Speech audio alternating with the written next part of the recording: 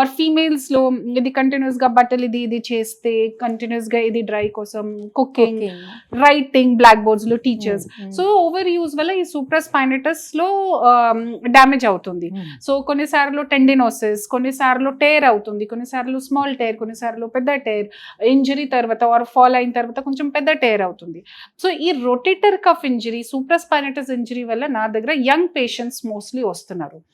ఇప్పుడు partial tear ఉంటే tablets వల్ల, ఫిజియో వల్ల ట్రై చేస్తున్నారు, కానీ ఇది రెగ్యులర్ యాక్టివిటీస్ హ్యాంపర్ అవుతుంది, స్లోగా ఇంకా మూవ్మెంట్ రిస్ట్రిక్ట్ అవుతుంది, ఇంకా రైట్ హ్యాండ్ ఉంటే ఇంకా డైలీ యాక్టివిటీస్ లో కూడా ఇబ్బంది అవుతుంది. సో రాత్రి నిద్ర డిస్టర్బెన్స్ అవుతుంది. ఈ దాని వల్ల పేషెంట్స్ నా దగ్గర వస్తున్నారు. ఇప్పుడు టేర్ అంటే అది చిరిగిపోవటం, ఇది కంట్రోల్ అవుతుంది కదా.